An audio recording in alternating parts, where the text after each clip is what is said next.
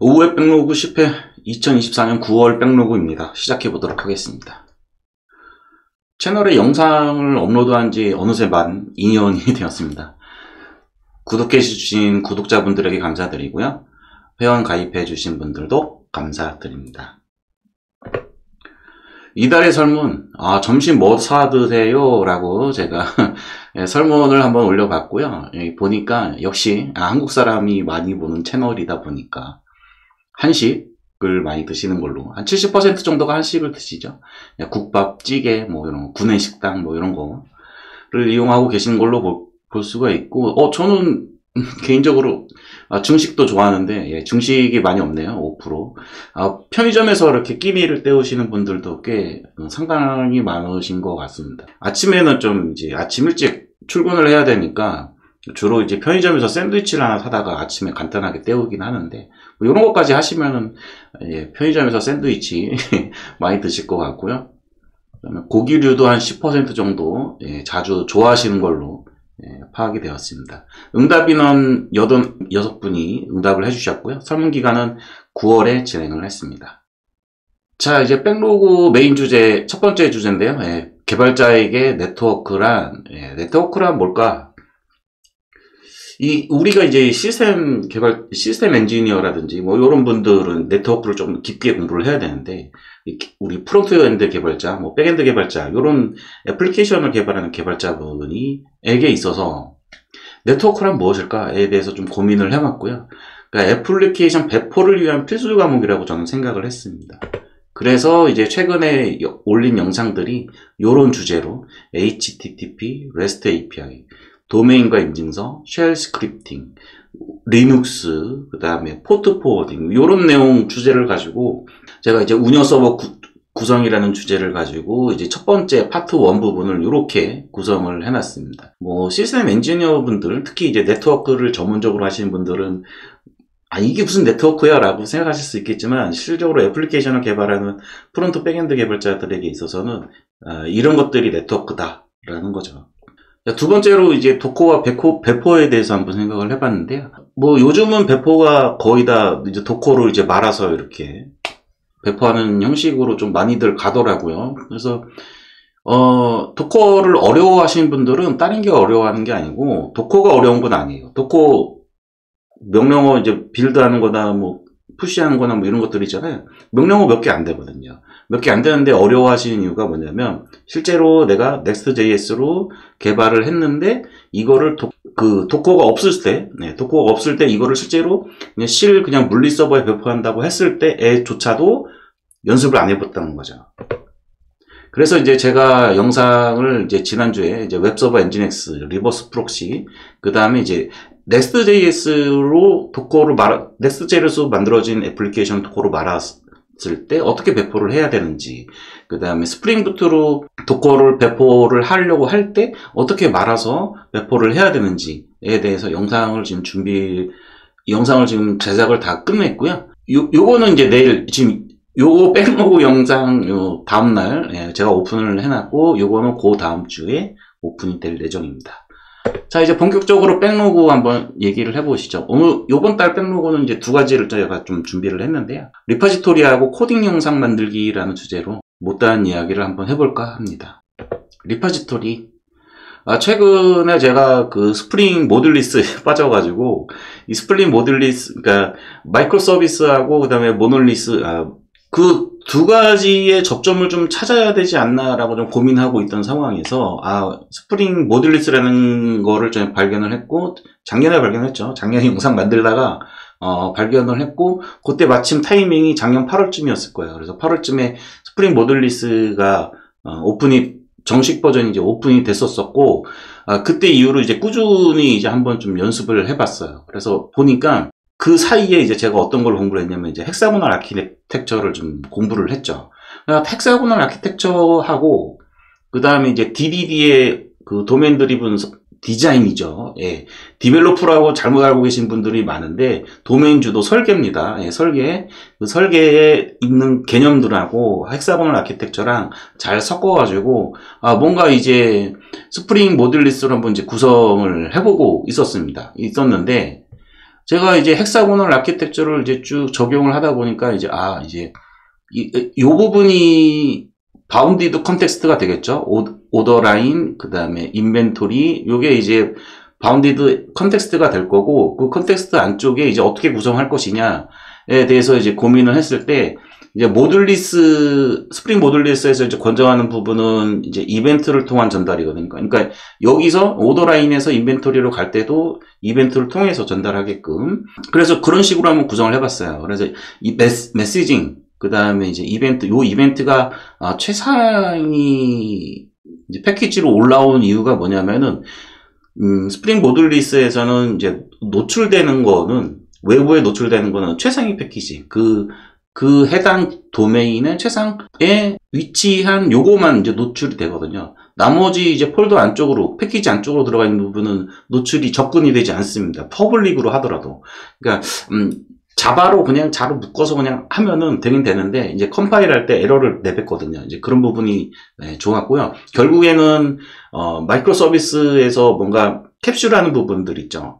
바운디드 컨텍스트에 따라서 이제 캡슐하는 부분이 폴더 구조로 이제 캡슐화되는 부분들이 저는 굉장히 좋았고, 그 안쪽에 있는 폴더 구조를 이제 헥사고널 아키텍처에 맞춰서 어느 정도, 뭐 100%가 아니고요. 어느 정도 이제 맞춰가지고 폴더 구조를 이제 생성을 하다 보니까 이제 메시징, 모델, 그다음에 서비스로 이렇게 나눠졌고요.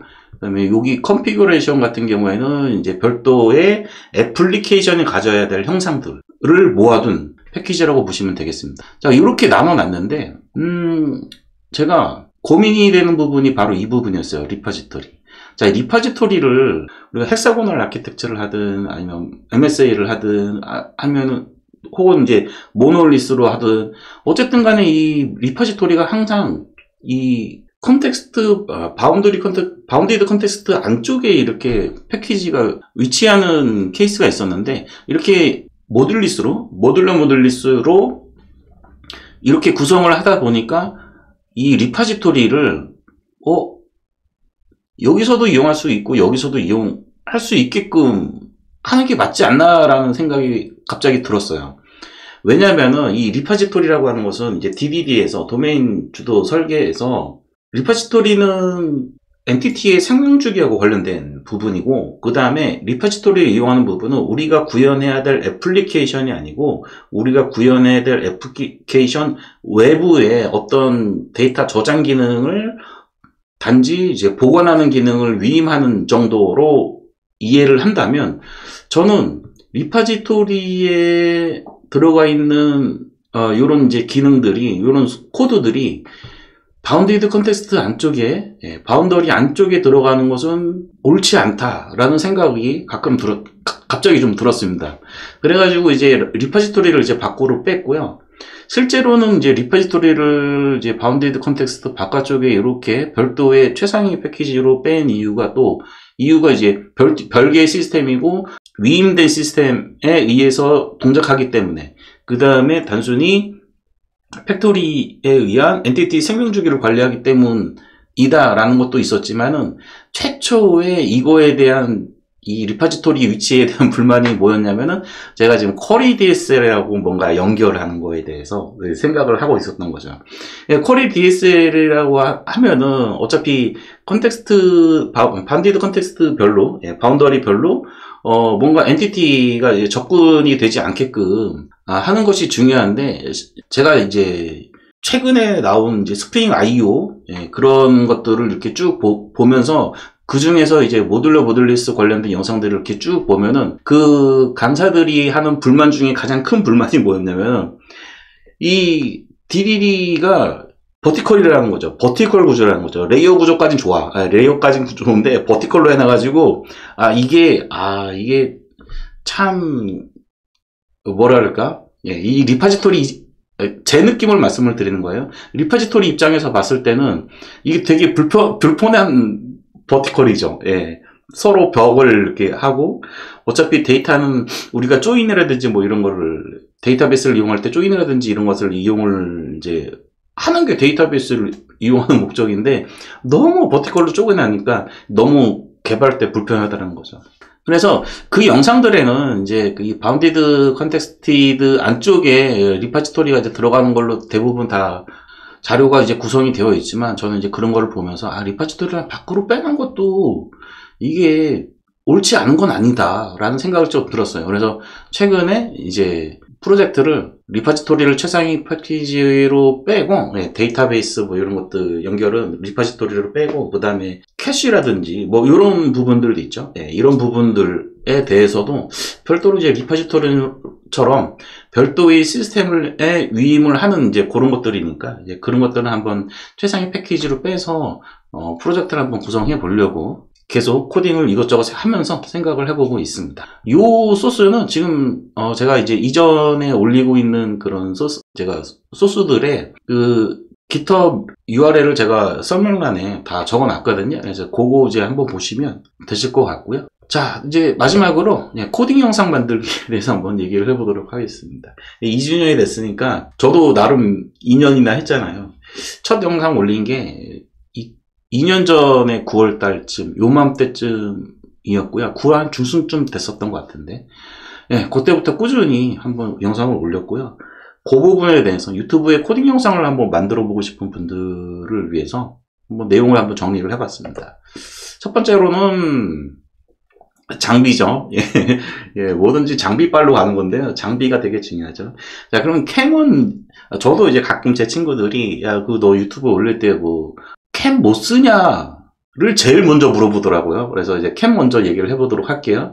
캠은 제가 해보니까 1080p 이상의 캠을 이용하는 걸 처음에는 제가 그 맥북에 그냥 디폴트 카메라를 이용해서 했는데 작업을 했었는데 그게 화질이 720p하고 1080p하고 화질 차이가 너무 많이 나더라고요. 1080p 이상 사용하시는 거를 이제 권장을 드리고 캠이 없다 그러신 분은 중고폰을 하나 사세요. 화질 좋은 중고폰을 하나 사시면 그게 훨씬 더 캠을 사시는 것보다 좋은 것 같아요. 거의 제가 볼 때는 1080p 캠을 새 거를 사시는 것보다 중고폰을 하나 캠 잘 나오는 거 사는 게 훨씬 더 싸지 않나? 라고 생각이 좀 듭니다. 그 다음에 이제 마이크 부분인데요. 녹음을 하다 보면 잡음이 굉장히 많이 들어가거든요. 그래서 일단 기본적으로 지향성 마이크를 사셔야 되고요. 제가 볼 때는 사야 될 것 같아요. 이거마저도 정 없다. 그러면 이 중고폰을 또 하나 사세요. 녹음 전용으로. 그러면은 여기 입 밑에 이렇게 폰 이렇게 올려놓고 저도 한번 아이폰으로 한번 해봤거든요. 이렇게 가슴 앞쪽에 이렇게 책상이 있으니까 여기에다가 폰 놓고 녹음을 해봤는데 아이폰 같은 경우에는 확실하게 녹음 음질이 굉장히 좋습니다. 잡음도 잘 안 들어가고 그 다음에 의외로 제가 도움을 많이 받았던 게 지금 이것도 이제 키노트로 작성을 한 건데요. 그 다음에 파워포인트를 활용하셔도 됩니다. 파워포인트도 이렇게 카메라 이렇게 넣을 수 있고 그 다음에 지금 아까 전에 이렇게 애니메이션으로 이렇게 쭉 나왔잖아요. 요런 것 하는 것도 되게 좋아졌습니다. 그래서 키노트나 아니면 파워포인트를 이용을 해가지고 이런 식으로 강의 영상을 만드시는 것도 굉장히 도움이 된다. 다음으로는 이제 녹화를 했으니까 이제 편집을 해야 되겠죠. OBS. 제가 처음에 녹화를 할 때는 OBS라는 걸 몰라가지고 그냥 그 맥북에 디폴트로 깔려있는 그거 있잖아요. 그 뭐였지? 갑자기 기억이 안 나네. 그걸로 녹화를 했었는데 OBS라는 걸 나중에 알았어요. 그래서 OBS로 이렇게 녹화하는 화면 영역을 이렇게 배치도 하고 뭐 이렇게 되게 좋더라고요. 필터를 사용을 하면은 잡음 제거를 OBS에서 하실 수가 있습니다. 이 잡음 제거 관련해 가지고는 유튜브에 OBS 잡음 계절 이렇게 영상 검색을 해보시면 굉장히 많이 나와 있거든요. 그 중에서 어떤 이제 교수님 한 분이 이렇게 올린 영상이 하나 있는데 그 영상 추천드리고요. 하실 분은요. 그 다음에 이제 편집을 할 때는 다빈치 리졸브라는 거를 씁니다. 현재는 이걸 쓰고 있고요. 한 6개월 정도? 3개월에서 한 6개월 정도는 뭘 썼냐면은 이게 있는 줄 몰랐어요. 일단은 돈이 안 들어가야 된다. 편집하는데 안 들어가야 된다. 무료여야 된다. 오픈소스여야 된다. 뭐 이런 몇 가지 조건이 있어가지고 처음에는 잘 몰라가지고 샷컷이라는 걸 썼습니다. 근데 저한테는 오히려 이 샷컷을 처음에 써서 컷 편집을 진짜 노가다처럼 연습을 할 수 있었던 시기였던 것 같아요. 샷컷으로 이제 컷 편집, 샷컷 같은 경우는 제가 지금 생각을 하면은 진짜 컷 편집은 샷컷으로 하는 게 더 빠르거든요. 예, 단축키나 뭐 이런 것들이. 예. 그래서 컷 편집을 연습을 하시겠다. 나는 영상 편집 이런 거 잘 몰라. 단지 이제 소리가 안 나오는 부분을 이렇게 주로 컷 편집이라고 하면은 그 음파 이렇게 보고 음파가 없는, 예, 비어있는 공간이, 오디오가 빈다 그러잖아요. 그래서 오디오가 비어있는 부분을 잘라내는 게 주로 컷 편집이 되거든요.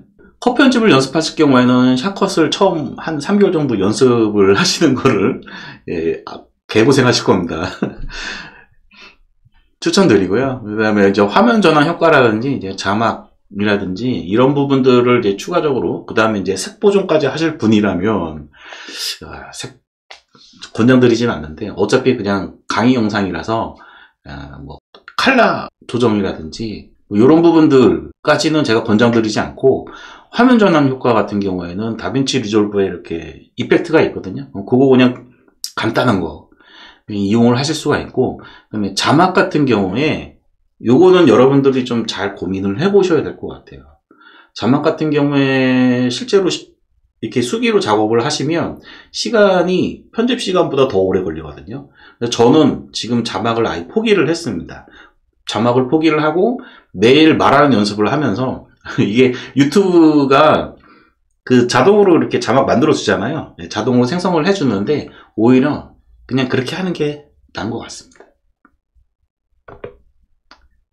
자, 마지막으로요. 유튜브로 코딩 영상을 만드시려고 한다면 꾸준함이 먼저 필요합니다.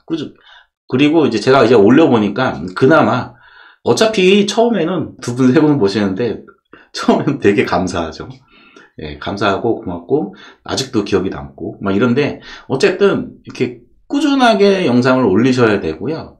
제가 여기다가 주 1회 업로드 뭐 같은 시각 뭐 이렇게 요거는 이제 팁이고요. 최소한 한 2주에 한 번은 올리셔야 될 것 같아요. 그러니까 저도 이제 회사 다니면서 영상을 계속 이제 꾸준히 올렸는데 이게 처음에는 그 SI 프로젝트 하다가 SI에 빡 돌아가지고 나 안 해 하고 예, 영상을 만들기 시작했었는데 그렇게 한 3개월 놀았죠. 예, 3개월 정도 놀았었는데 그렇게 노시는 거 아니면은 그 회사 다니면서는 꾸준하게 영상 올리시는 게 불가능하거든요. 예, 불가능해요. 진짜예요. 제가 2년이나 경험을 해봤기 때문에. 그래서 지금 주 1회 업로드도 아마 힘드실 거예요. 월 1회? 예, 월 1회 정도 되지 않을까?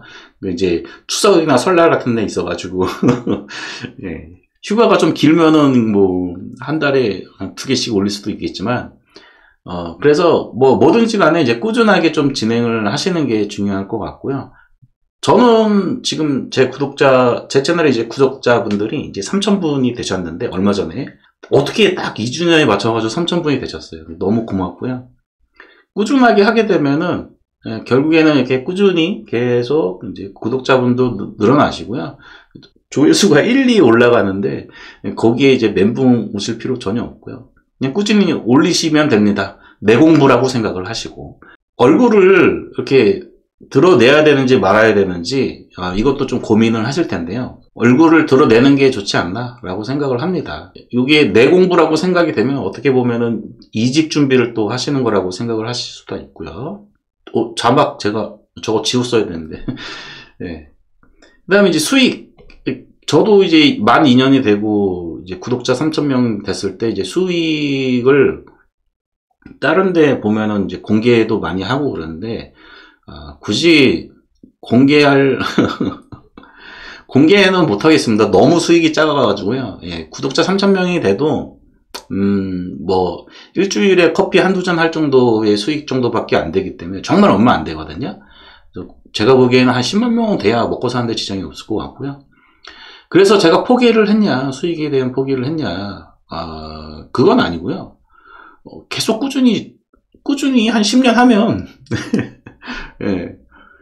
요 사무실 월세 정도 나오지 않을까요? 네, 라고 생각을 하고 있습니다. 수익은 얼마 안 되니까 여러분들 너무 기대하지 마시고, 꾸준하게 내 공부라 생각하고 영상 올리시면 도움이 되실 거라고 생각합니다. 이렇게 해서, 10월 백로그는 여기까지 하도록 하겠습니다. 구독자분들, 그 다음에 회원 가입해 주신 분 너무 고맙고요. 앞으로도 계속 영상 올릴 수 있도록 하겠습니다. 감사합니다.